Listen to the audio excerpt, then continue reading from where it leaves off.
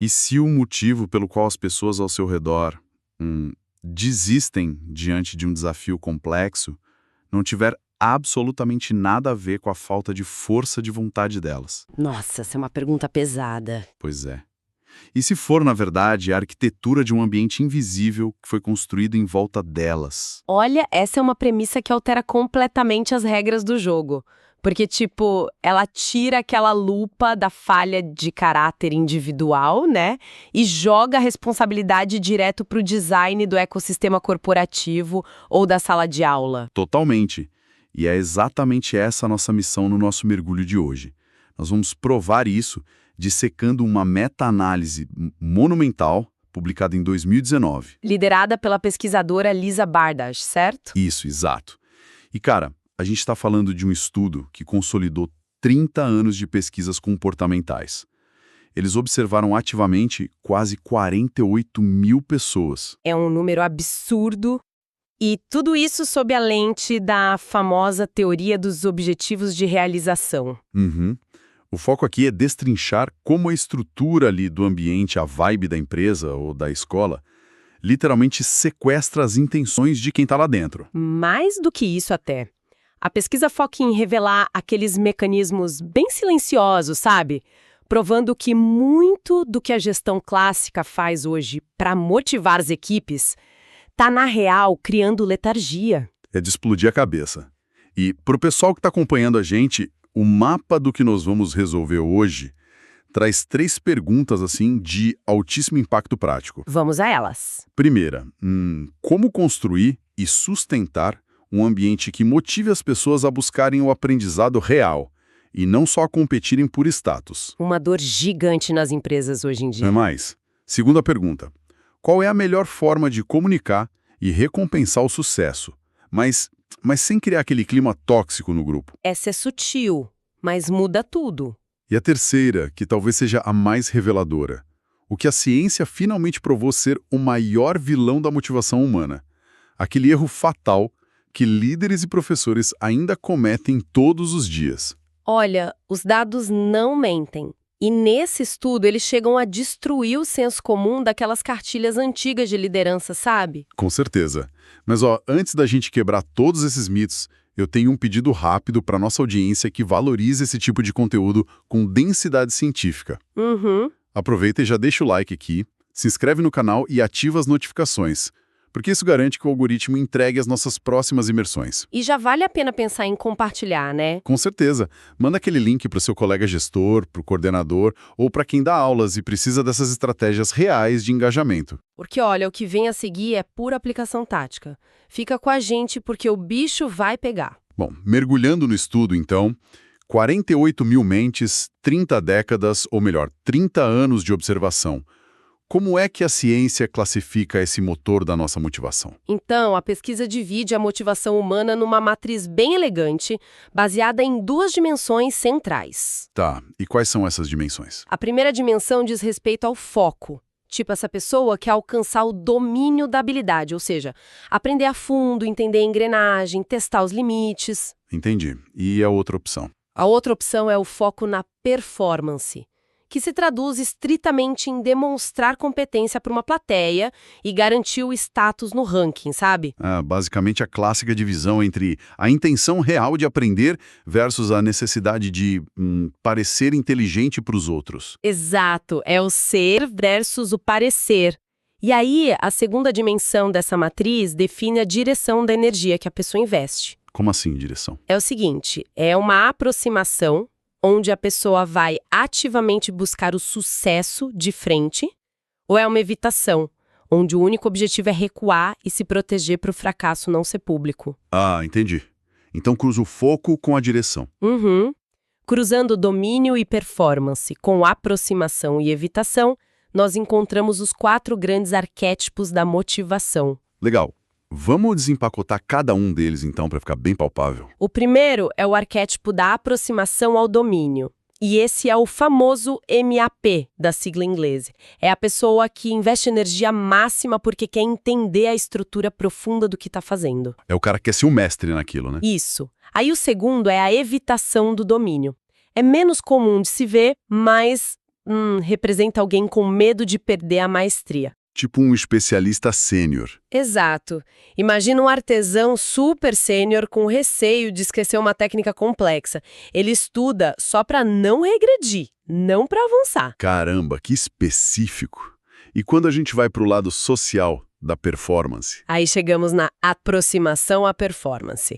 É o profissional altamente focado em ser visto como o melhor, sabe? O cara que quer a medalha, o troféu de vendas. Aquele que não tá nem aí pro processo desde que o nome dele esteja no topo da lista. Perfeito. E por fim, o quarto arquétipo, a evitação de performance. E aqui, olha, não tem desejo de aprendizado, nem ambição de ser o número 1. O que sobrou, então, para essa pessoa? O único objetivo dela é não parecer estúpida. Toda a energia é drenada para pura invisibilidade. A pessoa só quer sumir. Nossa, pesado. Para dar uma materialidade nisso, eu tava pensando aqui numa analogia. Fica muito parecido com jogar um videogame, né? Videogame. Como assim? Tipo um jogo de mundo aberto. O cara da aproximação ao domínio, ele é aquele jogador que quer explorar o mapa todo. Ele lê a história, testa as mecânicas. Ah, o que é a experiência completa, não importa quanto tempo leve. Isso, mesmo que a missão demore 50 horas.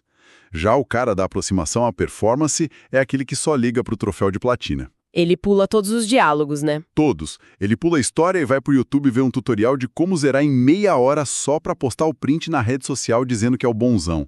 Nossa, muito real isso. E a evitação de domínio, como fica no jogo? Seria o jogador bem velhaco que já fechou o jogo 1000 vezes, mas fica repetindo o nível tutorial porque morre de medo de perder o reflexo nos dedos, sabe? Faz todo sentido. E o quarto tipo? Aquele que tem medo de parecer ruim. De player, muta o microfone, escolhe a roupa mais escura e fica escondido num arbusto o jogo inteiro. Só pra ninguém ver ele morrendo no nível 1. Exato, ele não joga pra ganhar, joga pra não passar vergonha. E a utilidade de olhar pra isso desse jeito, com essa sua analogia, é perceber como o design do jogo interfere na mentalidade. É aqui que o negócio começa a ficar interessante. Porque se o jogo, sei lá, recompensa quem explora cada cantinho com item mágico, ele forja essa mentalidade de domínio, né? Mas e se o desenvolvedor coloca um cronômetro gigante na tela, piscando em vermelho, dizendo que o tempo está acabando? E ainda bota um ranking mundial ao vivo na tela. Pois é, aquele jogador que queria dominar a mecânica com calma, ele é obrigado a correr desesperadamente. O design ambiental sequestrou o perfil dele. Caramba, o ambiente engoliu a motivação original.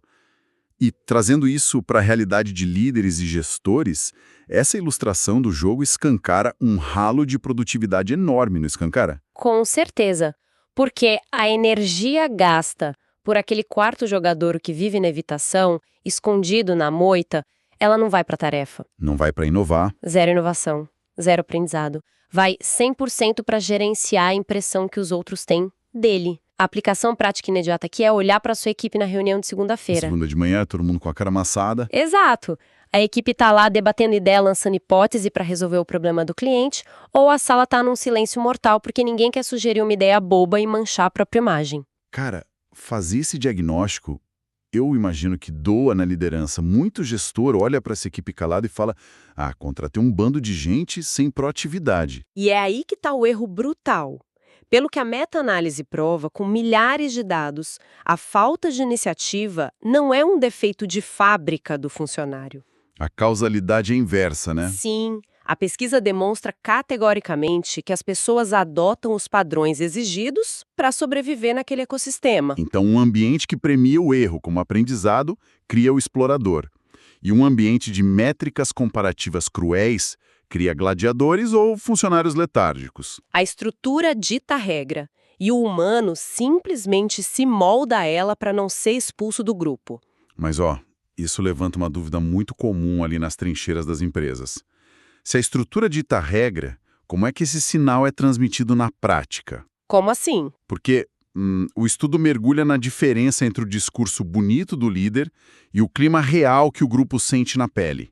Como é que é esse embate no dia a dia? Ah, sim. Essa distinção é um dos achados mais espetaculares desse artigo. Eles pegaram os dados e dividiram as respostas. Separaram o quê? De um lado, eles mediram o discurso da autoridade, o professor ou o chefe dizendo: errar faz parte do processo. Aquela frase de quadro branco, né? Bem isso. Do outro lado, isolaram o que os alunos e funcionários sentiam sobre o clima coletivo. Tipo, neste departamento, as pessoas realmente apoiam quem tenta algo novo e falha. Mas um líder carismático não tem o poder de forjar esse clima só com um baita discurso inspirador. Olha, os números são implacáveis. A correlação entre o clima, coletivo sentido na pele e a motivação real das pessoas é esmagadoramente mais forte do que o discurso isolado do chefe. Ações falam mais que palavras num nível coletivo. Exatamente. O discurso é uma teoria aspiracional. O clima é a máquina rodando, engolindo e validando quem está ali. Fazendo um paralelo com a física, é como se aquele discurso lindo do CEO no começo do ano fosse tipo um jetpack, uma mochila a jato. Um impulso rápido. Isso, dá aquele voo curto, levanta a moral na hora. Mas a cultura do dia a dia, o tom passivo, agressivo no e-mail, aquela risadinha quando alguém não bate a meta. O famoso sorrisinho irônico. Exato. Isso não é um jetpack. Isso é a gravidade. E a gravidade, minha amiga, não desliga nunca. Ela está ativa 24 horas por dia, puxando todo mundo de volta para a lama. Nossa, que analogia perfeita. E a biologia evolutiva corrobora muito isso, sabia? Sério? Como a biologia explica isso? O nosso cérebro está calibrado há milênios para ignorar discursos bonitos se ele detectar o menor sinal de risco social. O radar do perigo é muito mais rápido. Então, se tem um pôster na parede dizendo colaboração é nosso valor, mas o cara que é promovido é o que puxa o tapete dos outros? O cérebro límbico da equipe mapeia essa inconsistência na hora, a equipe ignora o pôster e aprende a jogar o jogo real da sabotagem. O clima devora as diretrizes assim que a reunião acaba. Então a mudança estrutural, de verdade, exige que a liderança pare de perder tempo com palestrinha motivacional e comece a mudar rituais do dia a dia, né? Exato. O valor prático para a liderança é migrar daquele discurso do eu mando pro nós resolvemos. É mudar a avaliação de desempenho. Tirar o foco só dos números brutos. Isso, colocar uma carga qualitativa enorme na forma como os problemas foram resolvidos. Premiar a colaboração.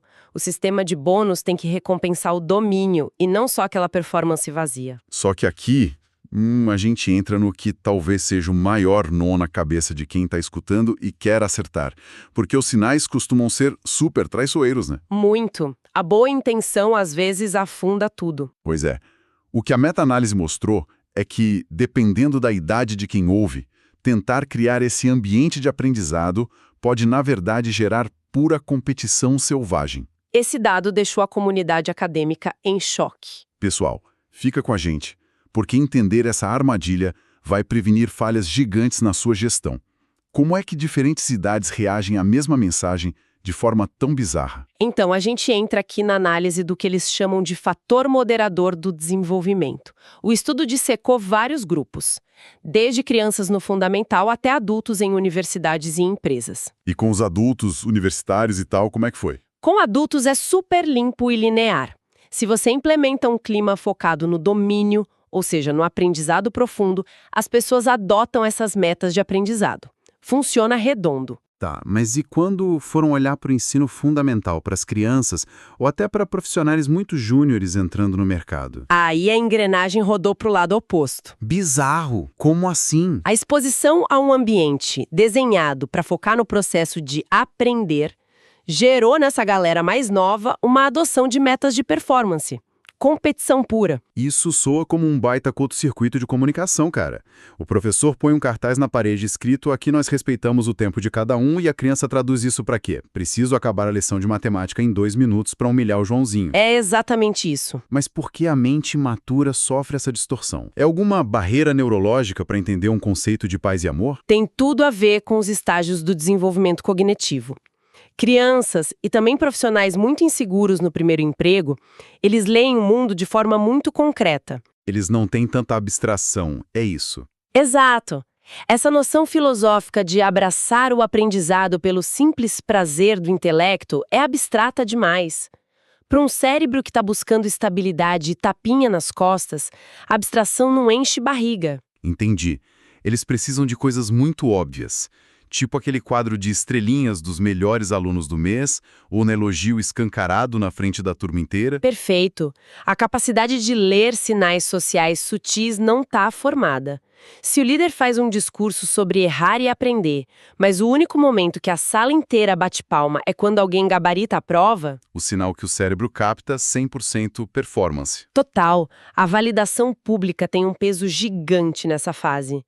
O conceito de domínio some diante da vontade de ganhar uma estrelinha da autoridade. Tá, traduzindo isso para quem está com a caneta na mão agora. Como adaptar a gestão de estagiários ou a avaliação de uma turma de ensino básico? A regra de ouro é o alinhamento literal. Zero margem para dupla interpretação. 0 símbolos de competição. Zero. Se você quer gerar amor pela leitura em crianças, não inventa de pregar um ranking na porta dizendo quem leu mais páginas no mês. O ranking devora o propósito. E na empresa? Com um time bem júnior de tecnologia, por exemplo. Se a meta é inovar, o prêmio não pode ir para o desenvolvedor que entregou o código mais rápido. O bônus tem que ir para o cara que achou a estratégia mais criativa para evitar um bug, mesmo que ele tenha demorado um pouco mais. Faz sentido. É como dar aula de xadrez e tirar o troféu prateado gigante de cima da mesa.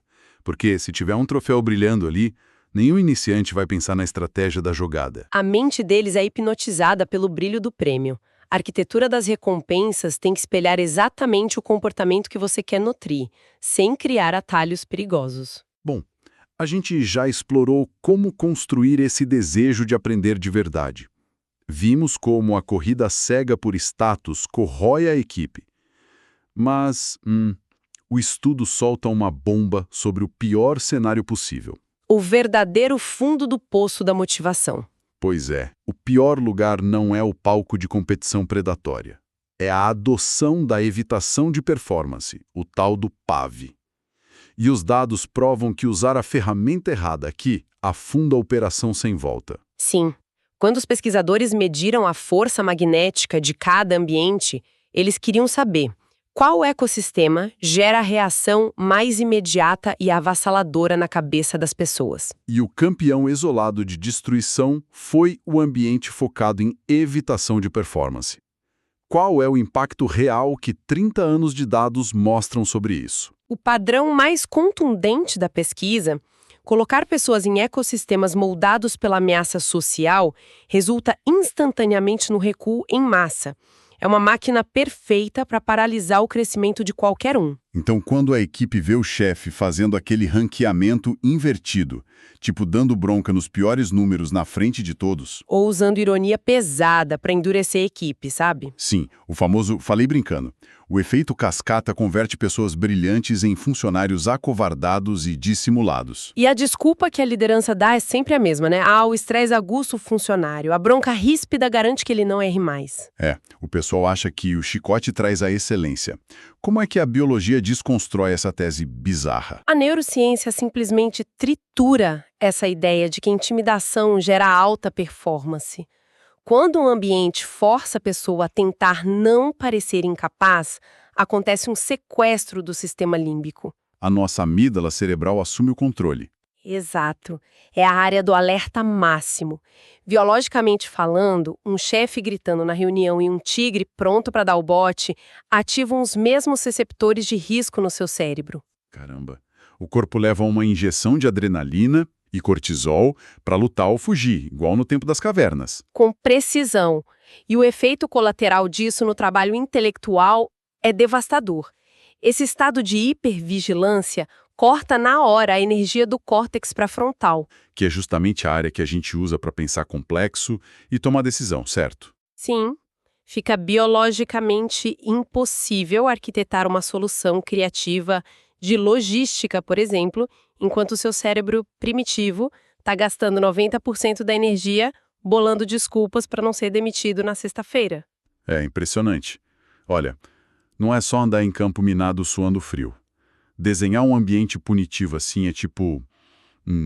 colocar um estagiário no palco de um teatro escuro. Imagina a cena. Aí você joga aquele holofote branco na cara dele e grita.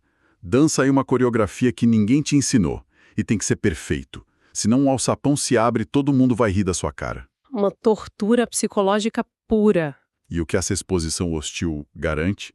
O estagiário não vai inovar nos passos de dança. Ele vai ficar ali, petrificado, repetindo uns 2 movimentos bem pequenininhos e medíocres só para não cair no buraco. A estagnação vira o sistema imunológico contra a punição. E essa mediocridade estratégica envenena todo o sistema, porque os errinhos na cadeia produtiva, em vez de serem relatados e corrigidos rápido, eles são escondidos por baixo do tapete. A mentira vira rotina até o sistema quebrar de vez. O famoso deixa estourar na mão do próximo. E qual é o antídoto absoluto para isso, segundo os dados? Como a gente desinfeta essa cultura e constrói o que eles chamam de segurança psicológica? O primeiro passo é implementar uma guilhotina na exposição pública da insuficiência. Tem que acabar hoje com painéis e murais destacando os piores desempenhos do setor. Zero humilhação passivo-agressiva por e-mail. Extinguir isso, cortar os favoritismos escancarados que desmoralizam o resto da equipe e principalmente neutralizar aquela cultura venenosa das fofoquinhas e ironias de corredor. Tem que mudar o prisma completo de como se trata o erro, né? Sim. Um projeto que falhou não deve ser lido como um selo de incompetência na testa do funcionário. Tem que ser tratado abertamente como a coleta de um dado essencial que faltava. É quase uma ressignificação ética da falha. O erro vira só mais uma coordenada no mapa da pesquisa e não uma mancha na biografia do cara. Exato. Ao celebrar a hipótese falha e analisar publicamente quais variáveis deram errado, mas sem apontar dedos, aquela necessidade visceral de vigilância da equipe evapora. A amígdala desarma e a inteligência volta para o córtex. O que prova que o talento natural só consegue respirar se a sala tiver oxigênio suficiente. Incrível. Bom, a gente está chegando ao encerramento dessa investigação pesadíssima que deixou claro que o recipiente muda a natureza do conteúdo. Totalmente. A panela muda o sabor do caldo. Então, para a galera que acompanhou até aqui, vamos consolidar as 3 leis universais dessa montanha de 30 anos de dados. Lei número 1. A força da gravidade do clima destrói o jetpack de um bom discurso. A liderança tem que focar na rotina e no sistema de recompensas, e não só na oratória bonita. A segunda lei exige que você calibre a sua comunicação de acordo com o terreno. Lidando com crianças ou estagiários muito júniores, suma com os troféus de comparação, torne o mérito algo literal e focado no esforço individual. Perfeito. E a terceira lei, que decreta a ruína de tantas empresas, a excelência não nasce no terror da punição. Desligar aquele holofote do constrangimento público e ressignificar o erro como um dado útil é a única chave para destravar o cérebro das equipes. Resumo perfeito. Pessoal, se esses tópicos clarearam aquelas dinâmicas de poder escondidas no seu escritório, deixe um comentário aqui embaixo contando como você tem visto isso acontecer na prática. É muito rico ler os relatos de vocês. Com certeza. Aproveitem para curtir, se inscrever e, fundamental, encaminhar esse mergulho para os grupos de trabalho estratégicos que precisam urgente dessa injeção científica para destravar o sistema. E o dado que fica marcado a ferro hoje é que o ecossistema anula quase 100% da intenção individual de quem entra nele. Mas isso me traz um pensamento meio perturbador para fechar, que quebra um pouco a linearidade de tudo que a gente viu. Lá vem. Qual é a reflexão? Se o ambiente é tão predador assim, o que acontece no embate entre o extremo talento e a pior cultura possível? Como assim? Pensa bem. Quando um profissional genial, um cara com uma fome absurda por aprender, investigar e inovar de forma agressiva, é jogado dentro de um ecossistema corporativo doente, um lugar totalmente arquitetado pela evitação de performance. Onde todo mundo se esconde e mente. Exato.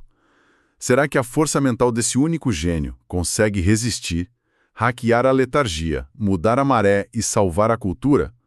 Ou a neurobiologia letal a ponto de que, em questão de tempo, esse talento brilhante vai ser asfixiado, submetido à mediocridade e passar a só tentar sobreviver calado igual a todos os outros? Olha, esse é um enigma incômodo e que exige extrema cautela da próxima vez que algum conselho de empresa apostar que só a contratação de um currículo de peso vai ser capaz de consertar os danos de uma liderança estruturalmente covarde.